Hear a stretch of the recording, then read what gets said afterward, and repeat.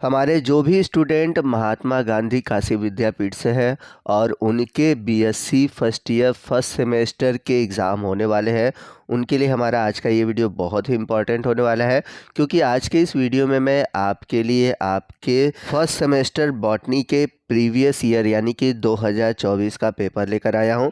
और हमारे आज के इस वीडियो की खासियत ये भी है कि पेपर के साथ साथ मैं आपको इस पेपर का सॉल्यूशन भी प्रोवाइड कराऊंगा। तो आज के इस वीडियो के माध्यम से आपको पेपर का पैटर्न और साथ ही साथ पेपर के सॉल्यूशन भी मिलने वाले हैं। तो वीडियो बहुत ही इंपॉर्टेंट होने वाला है, वीडियो को पूरा देखिएगा, वीडियो को कहीं स्किप मत कीजिएगा। तो अगर हम बात करें आपके बॉटनी पेपर की, तो महात्मा गांधी काशी विद्यापीठ में 2 घंटे का पेपर होता है और आपके पेपर का जो पूर्णांक है वह 75 नंबर का है। और आपके पेपर का जो टाइटल है वो है माइक्रोबायोलॉजी एंड प्लांट पैथोलॉजी। और यहाँ पर मैं आप सभी से कहना चाहूँगा कि आप अपने पेपर का टाइटल ज़रूर याद रखिए, क्योंकि आप जब प्रैक्टिकल एग्ज़ाम देने जाते हो और आपसे जब एग्ज़ामिनर पूछता है कि आपका जो बॉटनी पेपर है उसका नाम क्या है, आपको ये पता ही नहीं होता है। तो ये ज़रूर याद रखिए कि आपके जो पेपर है उसका टाइटल है माइक्रोबायोलॉजी एंड प्लांट पैथोलॉजी। तो आपका जो पेपर होगा उसमें कुल 3 सेक्शन है, सेक्शन ए, बी और सी। सेक्शन ए में आपसे very short answer type question पूछे जाएंगे, यानी कि अति लघु उत्तरीय प्रश्न पूछे जाएंगे, जिनका आंसर आपको मैक्सिमम 50 शब्दों में देना है। और आपको बता दें कि सेक्शन ए में कुल आपको 5 क्वेश्चन करने हैं, हर एक क्वेश्चन 2 नंबर का है, यानी कि सेक्शन ए 10 नंबर का है। तो आइए देखते हैं कि किस तरह के क्वेश्चन पूछे जाएंगे। तो सेक्शन ए से जुड़ा हुआ हमारा आज का पहला क्वेश्चन है, ऑटोक्लेव का कार्य क्या है? What is the function of autoclave? तो आपका ये जो क्वेश्चन है ये आपके फर्स्ट यूनिट से जुड़ा हुआ क्वेश्चन है। ऑटोक्लेव क्या होता है पहले आप ये समझ लीजिए। तो आपने अपने लैब में या फिर अगर कहीं मेडिकल कॉलेज में गए होंगे तो आपने देखा होगा कि कुछ इस तरह का इंस्ट्रूमेंट आपको दिखाई देता है, नीचे आप फिगर में देख सकते हैं। तो ये जो इंस्ट्रूमेंट है यूज़ क्यों होता है? इसका काम है स्टरलाइजेशन। स्टरलाइजेशन का मतलब क्या है कि जैसे लैब में आप कोई भी औजार यूज़ होता है या फिर डॉक्टर कोई औजार यूज़ करते हैं, तो उस औजार को यूज़ करने से क्या होता है, वो कंटामिनेट होता है, उसमें अलग अलग जो माइक्रो ऑर्गेनिज्म है वहाँ पर चिपक जाते हैं। तो उन माइक्रो ऑर्गेनिज्म को ख़त्म करने के लिए हम क्या करते हैं, ऑटोक्लेव का यूज़ करते हैं। तो कहने का मतलब कि जब माइक्रो ऑर्गेनिज्म का औजारों से हटाया जाता है तो उस प्रोसेस को हम बोलते हैं स्टरलाइजेशन। तो यदि आप ऑटोक्लेव के अंदर का स्ट्रक्चर देखें तो आप देख सकते हैं कि कैसे इसमें लैब के जो इंस्ट्रूमेंट है रखे जाते हैं और उनको भाप के द्वारा स्टरलाइज किया जाता है। तो ऑटोक्लेव का जो फंक्शन है वो मेडिकल फील्ड में, जैसा कि मैंने बताया कि जो सर्जिकल इंस्ट्रूमेंट है, जो सर्जरी वाले औजार हैं उनको स्टरलाइज करने में, इसके अलावा लैब में पाए जाने वाले जो ग्लासवेयर है या फिर जो कल्चर मीडिया है उनको स्टरलाइज करने में, फार्मास्यूटिकल कंपनी में भी इसका यूज़ होता है। इसके अलावा जो बायोलॉजिकल वेस्ट है उनको डिकम्पोज करने में भी ऑटोक्लेव का यूज़ किया जाता है। चलते हैं सेकंड क्वेश्चन की ओर। सेकंड क्वेश्चन है प्रोकैरियोटिक कोशिका की संरचना, यानी कि cell structure of prokaryotic cell. तो आप सभी ने प्रोकैरियोटिक सेल के बारे में ज़रूर पढ़ा होगा, चाहे वो आपका हाई स्कूल हो या इंटर हो।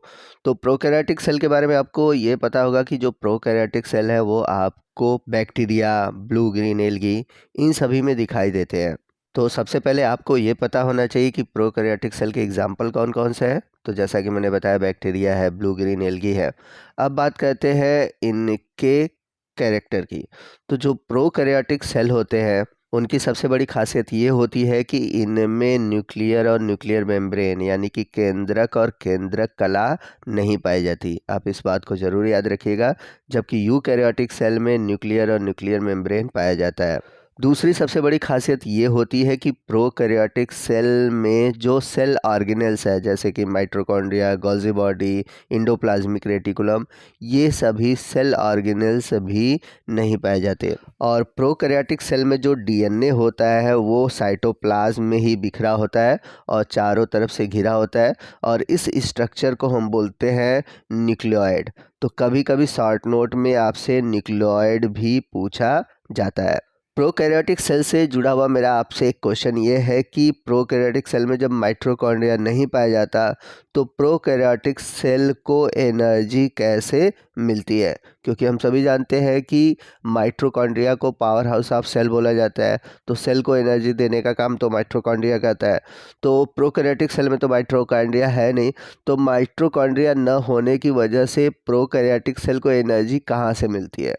तो आपको उस स्ट्रक्चर का नाम हमें कमेंट करके बताना है। अगर आपको आंसर पता है तो कमेंट करिएगा, नहीं पता होगा तो भी आप बताइएगा, मैं आपको आंसर कमेंट में बता दूंगा। चलते हैं अगले क्वेश्चन की ओर। क्वेश्चन नंबर 3 जो है वो है कोरम सेंसिंग। तो आपको बताना है कि कोरम सेंसिंग होता क्या है। बहुत ही इंपॉर्टेंट क्वेश्चन है और ये भी क्वेश्चन आपका यूनिट 1 से जुड़ा हुआ क्वेश्चन है। तो आइए समझते हैं कि क्यूरम सेंसिंग होता क्या है। तो मान लेते हैं एक बैक्टीरिया है, ठीक। अब ये बैक्टीरिया किसी दूसरे बैक्टीरिया से कम्युनिकेट करना चाहता है, यानी कि बात करना चाहता है, या फिर हम ऐसे भी कह सकते हैं कि जब एक बैक्टीरिया किसी दूसरे बैक्टीरिया को सिग्नल भेजता है, या फिर खुद अपने आप को भी उसको सिग्नल भेजना होता है, तो बैक्टीरिया के बीच में जो भी कम्युनिकेशन होता है उस प्रोसेस को हम बोलते हैं क्यूरम सेंसिंग। तो क्यूरम सेंसिंग के द्वारा एक बैक्टीरिया किसी दूसरे बैक्टीरिया के साथ कम्युनिकेट करता है। तो आइए देखते हैं कि हम क्यूरम सेंसिंग को कैसे डिफाइन कर सकते हैं। Quorum sensing is a process of bacterial cell to cell communication, यानी कि जो क्यूरम सेंसिंग है यह जीवाणु कोशिका से कोशिका के बीच संचार का या कम्युनिकेशन का एक प्रक्रिया है, जिसमें कि ऑटो इंड्यूसर नामक एक बाह्य कोश की, या फिर कह सकते हैं कि एक्स्ट्रा सेलुलर सिग्नल का उत्पादन होता है, और इसी ऑटो इंड्यूसर के द्वारा एक बैक्टीरिया दूसरे बैक्टीरिया से कम्युनिकेट करता है। आइए चलते हैं अगले क्वेश्चन की ओर। क्वेश्चन नंबर 4 है हेट्रोसिस्ट अथवा सहजीवन, यानी कि आपको हेट्रोसिस्ट या फिर सहजीवन के बारे में बताना है। तो देखिए यहाँ पे मैं आपको क्लियर कर दूं कि सिम्बियोसिस और हेट्रोसिस दोनों अलग टॉपिक है। यहाँ पर अथवा करके दिया है, लेकिन दोनों का सेंस अलग है, ठीक है। को रिलेट हम कर सकते हैं, लेकिन दोनों का जो मतलब है अलग अलग। पहले तो हम समझे कि सिम्बियोसिस क्या होता है। सिम्बियोसिस का मतलब होता है जब दो जीव एक दूसरे के साथ हो और दोनों ही एक दूसरे को बेनिफिट पहुंचाए। यदि हम सिम्बियोसिस की बात करें तो उसका बेस्ट एग्जांपल है लाइकेन। तो आप सभी ने लाइकेन के बारे में पढ़ा होगा, तो आपको पता होगा कि लाइकेन में 2 कंपोनेंट होते हैं, यानी कि जो लाइकेन होता है वो 2 चीज़ों से मिलकर बना होता है, एल्गी और फंजाई। तो एल्गी वाला पार्ट क्या करता है, फंजाई को भोजन प्रोवाइड कराता है, फूड प्रोवाइड कराता है, और बदले में फंजाई क्या करता है, एल्गी को रहने के लिए जगह और वाटर प्रोवाइड कराता है। तो यहाँ पर क्या हुआ, यहाँ पर दोनों ही एक दूसरे को बेनिफिट पहुँचाते हैं। उसी तरह अगर सिम्बियोसिस का दूसरा एग्जाम्पल देखें तो है ब्लू ग्रीन एल्गी। अब ब्लू ग्रीन एल्गी क्यों इसमें आएगा, क्योंकि जो ब्लू ग्रीन एल्गी होता है उसमें एक स्पेसिफिक स्ट्रक्चर पाई जाती है जिसको हम बोलते हैं हेट्रोसिस। जैसे कि यहाँ पर आप नॉस्टॉक देख सकते हैं, ये ब्लू ग्रीन एल्गी का एक एग्जाम्पल है नॉस्टॉक। तो नॉस्टॉक में आप देखेंगे कि हेट्रोसिस्ट पाया जाता है। यहाँ पर आप देख सकते हैं ये एक फुला हुआ स्ट्रक्चर है जिसे हम बोलते हैं हेट्रोसिस्ट। तो ये हेट्रोसिस्ट करता क्या है, तो पहले बता दें कि जो हेट्रोसिस्ट होता है बाकी सेल के कंपेयर में आपको बड़ा दिखाई देगा, हॉलो होता है यानी कि कुछ खोखला होता है, इसके ऊपर एक थिक वॉल होती है जिसकी वजह से एटमॉस्फेरिक जो गैसेज है अंदर नहीं आ पाती, इनमें फोटोसिंथेसिस नहीं होता है। तो इसका काम क्या है, इसका मेन काम है नाइट्रोजन का फिक्सेशन करना, यानी कि इन्वायरमेंट के नाइट्रोजन को फिक्स करके पौधों को प्रोवाइड कराना। तो इसलिए आप देखे होंगे कि धान के खेतों में आप हरे रंग की काई देखते होंगे, तो यही ये ब्लू ग्रीन एल्गी होती हैं, और इनका फ़ायदा ये है कि उस खेतों में नाइट्रोजन आसानी से मिल पाता है। चलते हैं अगले क्वेश्चन की ओर, जो कि लास्ट क्वेश्चन है एकल कोशिका प्रोटीन, यानी कि सिंगल सेल प्रोटीन। तो अगर हम बात करें सिंगल सेल प्रोटीन की, तो सिंगल सेल प्रोटीन को हम शॉर्ट में बोलते हैं SCP। अब SCP होता क्या है, आपको बता दें कि जब एक सिंगल कोशिका से प्रोटीन को अलग किया जाता है, या फिर ये भी कह सकते हैं कि जब एक सिंगल कोशिका से प्रोटीन प्राप्त होता है तो उसे हम बोलते हैं सिंगल सेल प्रोटीन। तो अब सिंगल सेल प्रोटीन की अगर एग्जांपल की बात करें तो एल्गी है, फंजाई है, बैक्टीरिया है। कुछ ऐसे एल्गी होते हैं जिनसे कि एक कोशिका से प्रोटीन मिलता है, जैसे इसका एक बेस्ट एग्जांपल है स्पाइरुलिना। वहीं अगर हम बात करें फंजाई की, तो फंजाई में जो सिंगल सेल प्रोटीन है वो है ईस्ट, क्योंकि ईस्ट जो होता है सिंगल सेल स्ट्रक्चर है। तो जब एक सिंगल सेल से ही प्रोटीन का फॉर्मेशन हो जाता है, प्रोटीन मिलता है, ऐसे स्ट्रक्चर को हम बोलते हैं सिंगल सेल प्रोटीन। तो इम्पॉर्टेंट टॉपिक है, ये क्वेश्चन कई बार पूछा गया है।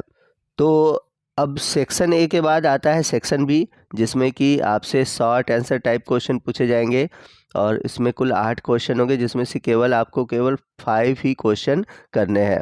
तो सेक्शन बी में कौन कौन से क्वेश्चन है, उनका आंसर क्या है, अगर आप ये चाहते हैं कि मैं इस टॉपिक्स का वीडियो बनाऊं, मतलब कंप्लीट वीडियो आपको प्रोवाइड कराऊं, तो प्लीज़ आप कमेंट करिएगा। मैं अगले दिन आपके लिए इस पेपर का फुल वीडियो अपलोड कर दूंगा। आपके जितने ज़्यादा कमेंट होंगे, जितने ज़्यादा लाइक्स होंगे, उससे हमें मोटिवेशन मिलती है कि मैं आपके लिए वीडियो बनाऊं। तो आपको आज का ये वीडियो कैसा लगा कमेंट करके ज़रूर बताइएगा। वीडियो अच्छा लगा होगा तो प्लीज़ वीडियो को लाइक करिएगा, अपने दोस्तों में शेयर कीजिएगा। तो मिलते हैं अगले वीडियो में अगले टॉपिक के साथ, तब तक के लिए जय हिंद, जय भारत।